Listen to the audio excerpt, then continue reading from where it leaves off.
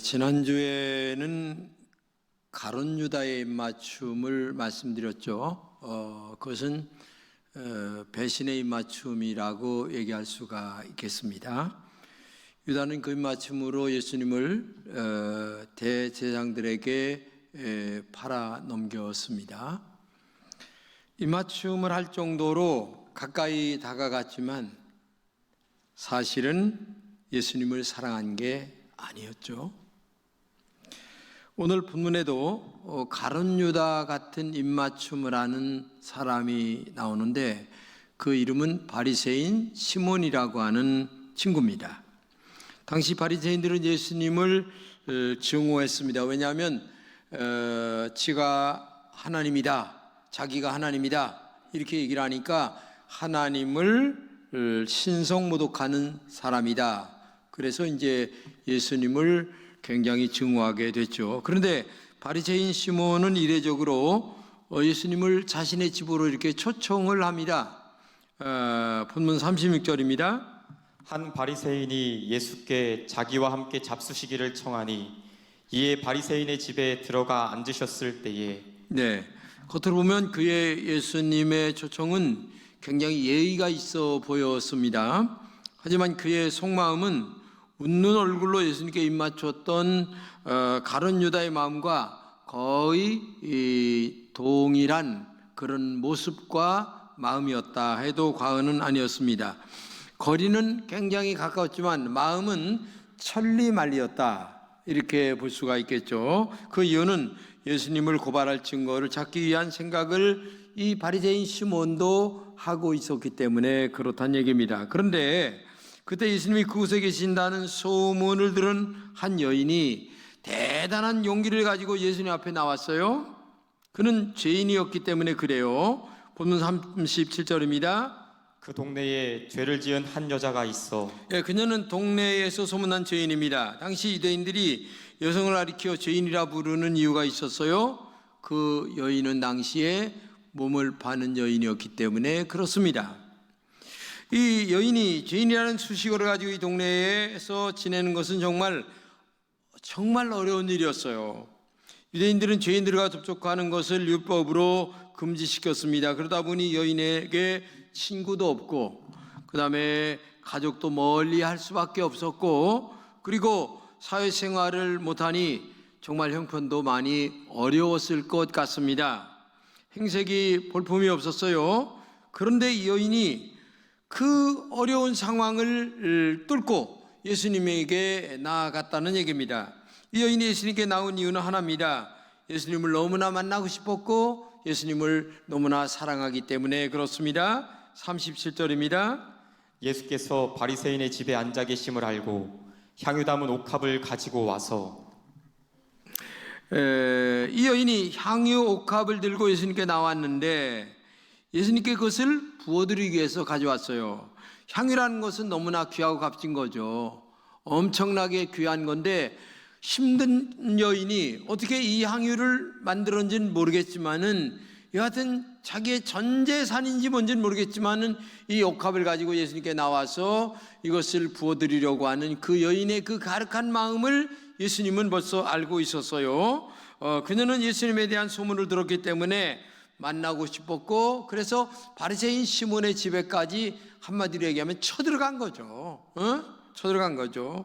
그런데 바리새인 시몬은 이 여인이 자신의 집으로 들어오는 것에 경기를 일으킬 정도였어요. 왜냐하면 부정하고 더러운 여자가 자기 집에 들어온다라는 것 자체가 정말 싫은 거였고 그 다음에 정말 마음으로 받아들이기가 너무나 어려웠어요. 왜? 자기는 의인이라 이렇게 생각하는 이 바리새인 시몬이었기 때문에 그렇죠. 부정한 여인이 집으로 들이는 것을 바라보는 바리새인 시몬의 생각을 본문의 39절에 이렇게 얘기합니다. 이 사람이 만일 선지자라면 자기를 만지는 이 여자가 누구며 어떠한 자 곧 죄인인 줄을 알았으리라 하거늘. 시몬의 마음은 예수님이 당장이라도 이 여자를 쫓아내기를 바랬습니다. 왜냐하면 이 여자가 그렇게 동네에서 소문난 나쁜 여자인 것을 알기 때문에. 그런데 당장 얘기하기는 그렇고 근데 선지자라면 정말 그러니까 이 바리새인 시몬이 나쁜 사람이죠. 그 마음을 꿰뚫어서 여자가 나쁜 것을 알아서 내쫓아 주기를 바라고 만약에 무슨 관계가 있을 때에 이걸 고발할 것을 꼬투리를 잡으려고 하는 이 심성이 아주 딱 나타나는 그런 마음을 갖고 예수님을 만나는 이 시몬을 우리가 알 수가 있죠. 기회를 잡으려고 했다는 얘기입니다. 가룟 유다의 마음과 시몬의 마음과 뭐가 다를 게 있겠느냐, 그런 마음이죠. 그런데 여인의 마음은 달랐습니다. 예수님 앞에 선 여인은 정말 예수님을 사랑하는 마음, 예수님께 뭔가도 부어드리고 싶은 마음, 최고의 것을 드리고 싶은 마음이 이 정말 여인에게 있었다는 얘기입니다. 그러니까 바리새인과 그리고 이 여인과 한자리에 있었지만은 마음의 생각은 지금 완전하게 다른 이런 모습으로 예수님 앞에 있었다라는 사실을 우리가 알 수가 있습니다. 여기에 영적인 중요한 메시지가 있다는 사실을 꼭 기억하시길 바랍니다. 첫째는 여인은 예수님의 뒤로 왔습니다. 본문 38절입니다.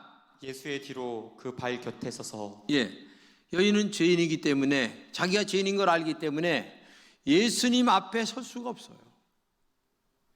뒤로 가서 서서 우선 먼저 그렇게 출발을 했습니다.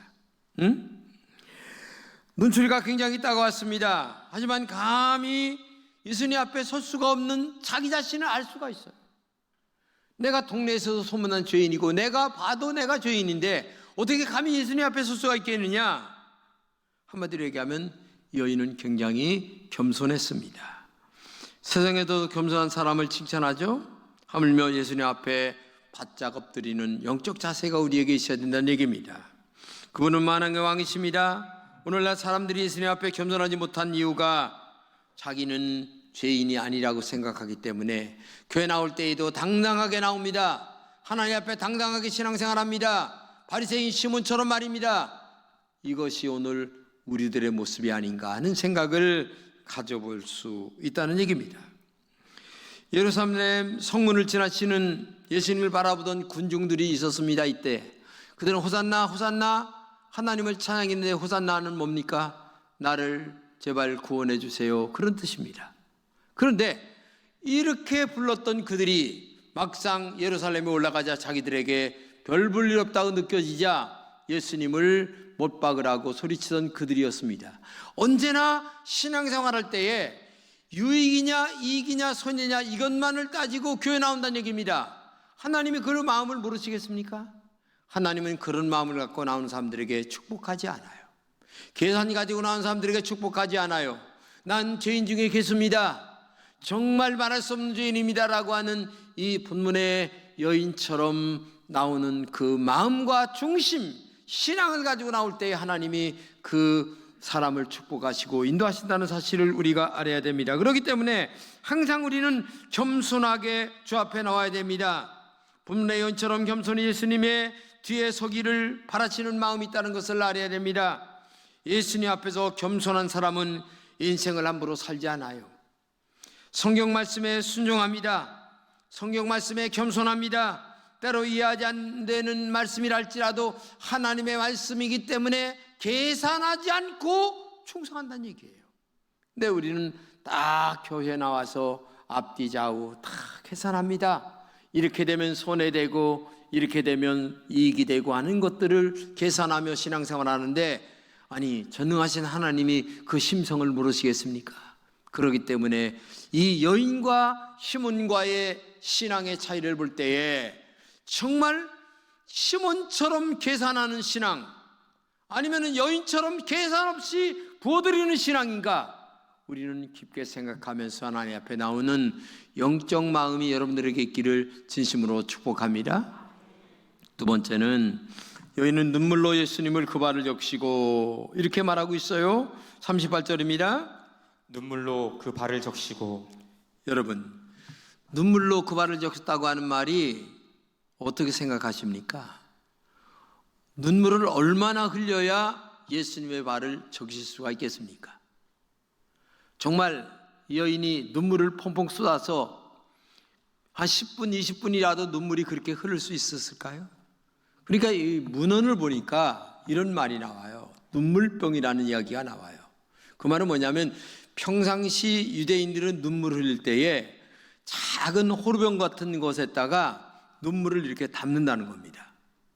그러니까 그 눈물을 담은 병을 가지고 예수님 앞에 가지고 나와서 정말 눈물도 흘렸고, 그 다음에 그동안 흘렸던 눈물이라고 하는 호루병을 가지고 예수님의 발에 부어서 예수님의 발을 적시면서 정말 발을 닦았다라는 문헌을 볼 수가 있었어요.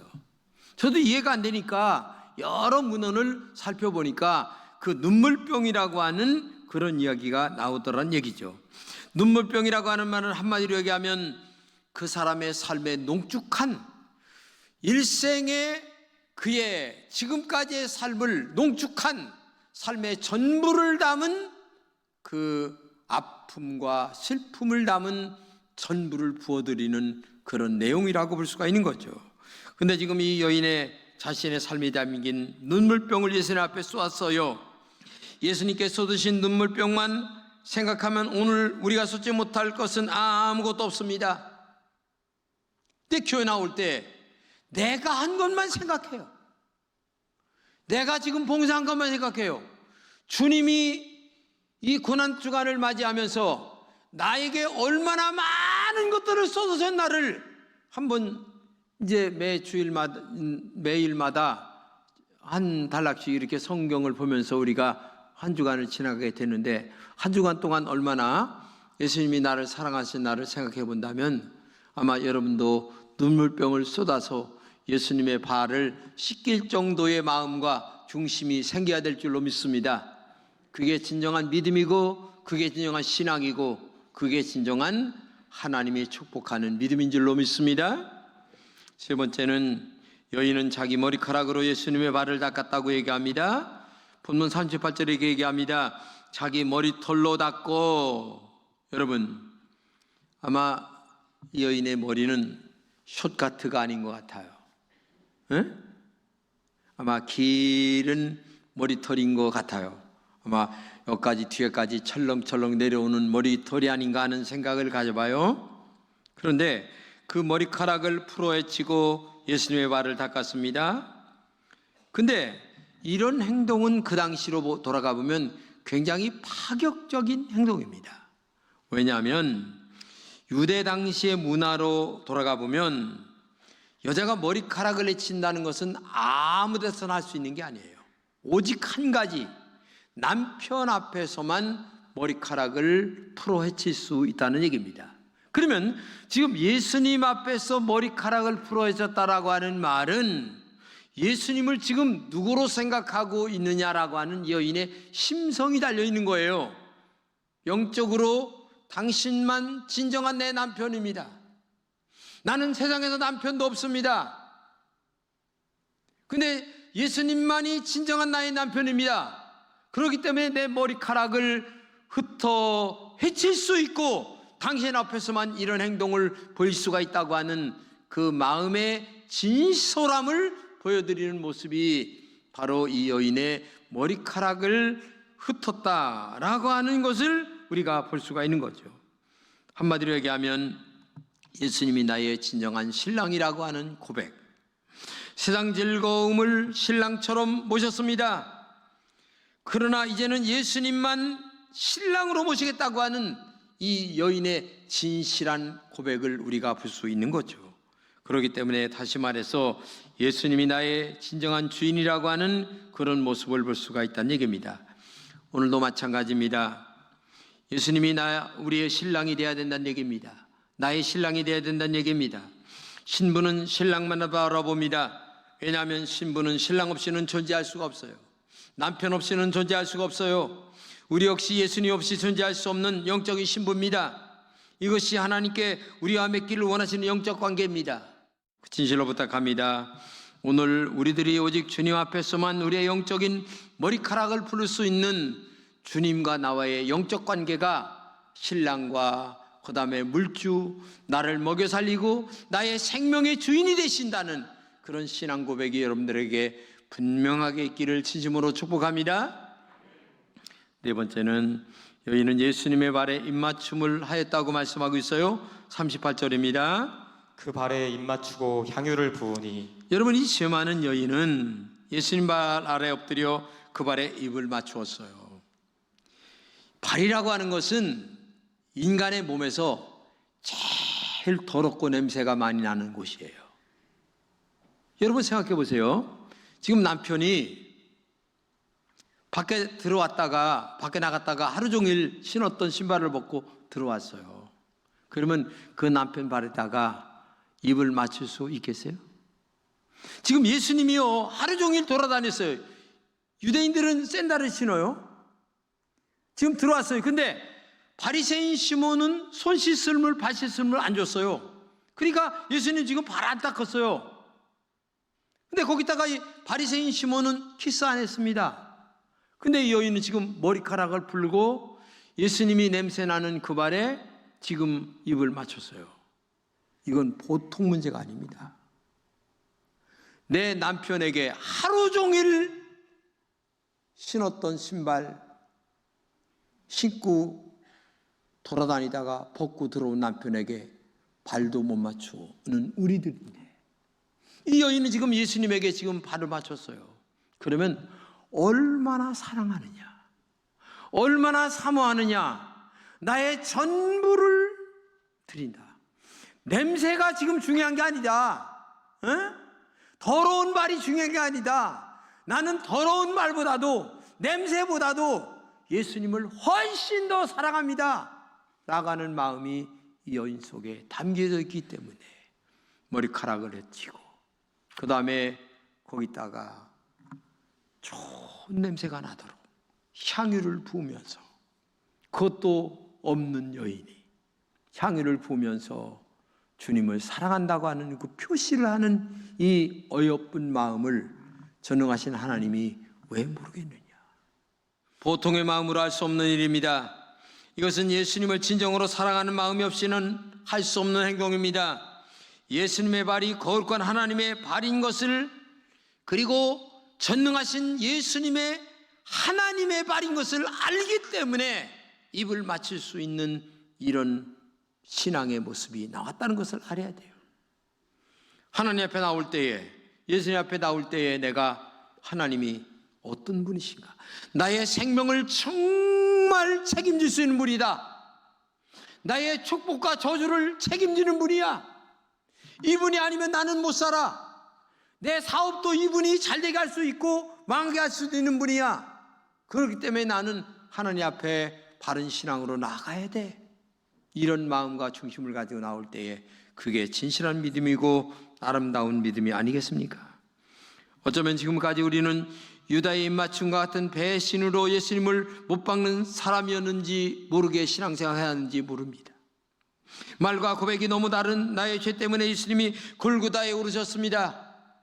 나의 죄 때문에 예수님이 발에 못이 박혔습니다. 나의 죄 때문에 예수님이 십자가에 지셨습니다. 그리고 지금도 여전히 죄를 짓는 모습으로 살아가고 있는 우리들인데도 불구하고 그 주님과 나의 마음과는 말로, 입으로, 귀로는 입을 맞추고 있는데, 실상은 본문에 나오는 시몬처럼 아니면 가룟 유다처럼 정말 거리가, 마음은 천리만리로 떨어져서 신앙생활, 나는 가까이 있다고 할지 모르겠지만 예수님이 보실 적에 내 신앙 자체가 천리만리로 느껴지게끔 신앙생활하고 있지 않느냐, 그거를 지금 말씀드리고 싶은 거예요. 여러분 자신의 내면의 세계를 깊게 들여다보시기 바랍니다.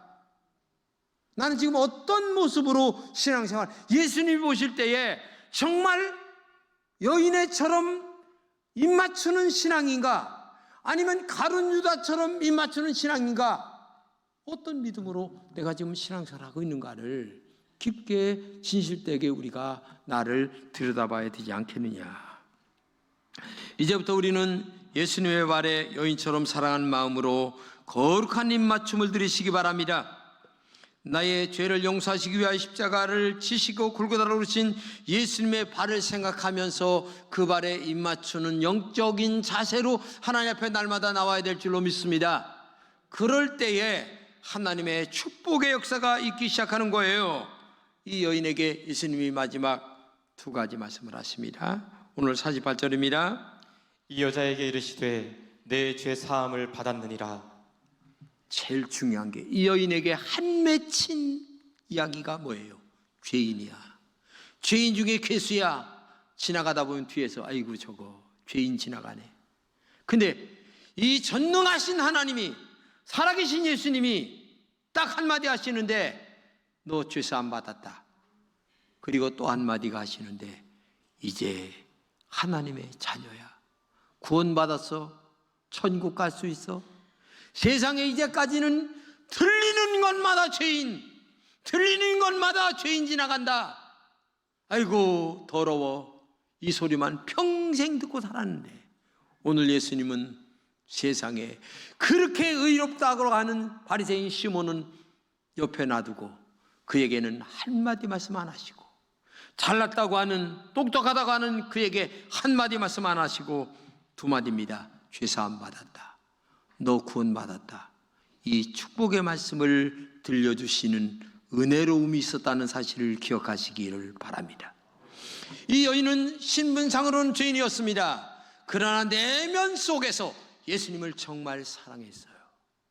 그리고 머리칼을 풀었습니다. 신랑으로 맞이했습니다. 그럴 때에 진정한 죄사함이 있는 거고, 그리고 진정한 구원의 역사가 그에게 일어나고 있는 줄로 믿습니다. 저는 욥기서를 보면서 한 가지 느끼는 게 있어요. 욥기서 42장 전체를 읽어보게 되면 욥이 얼마나 고난을 당합니까? 아들 10명이 죽습니다. 재산 다 날아갔습니다. 몸에 병들었습니다. 마누라 그렇게 하나님을 믿으려면 죽어 하고서 보따리 싸고 도망갔습니다. 명예 폭삭 떨어졌습니다. 그래도 욥은 하나님의 전능하심을 믿었어요. 의심하지 않았습니다. 근데 마지막 하나님께서 욥의 말년에 갑절의 복을 주시는데, 생명의 연장, 재산의 축복, 자녀의 축복, 모든 축복을 주시는데 그때 욥이 하는 말이 딱 한마디입니다. 내 머리의 신앙이 가슴의 신앙으로 변했습니다. 이게 중요한 거예요. 우리는 지금까지 신앙생활하는데 눈의 신앙으로, 귀의 신앙으로, 입의 신앙으로만 했습니다. 그러나 여러분, 이제는 눈의 신앙, 귀의 신앙, 입의 신앙이 아니라 가슴의 신앙이 돼야 돼요. 이 여인은 지금 가슴의 신앙을 얘기하고 있는 거예요. 심장에 고동치는 신앙을 고백하는 거예요. 지금까지는 모든 사람들이 입술로 얘기했습니다. 옆에 지금 멀뚱하게 서 있는 이 바리새인 시몬도 입술의 신앙이었고 귀의 신앙이었고 눈의 신앙이었어요. 근데 이 여인만은 가슴의 신앙으로, 고동치는 신앙으로, 심장에 피 튀는 신앙으로 예수님을 지금 사랑의 고백을 지금 하고 있는 거예요. 그럴 때에 죄사함을 받았다.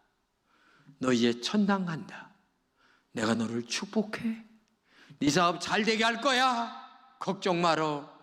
이런 역사가 일어나게 되는 줄로 믿습니다.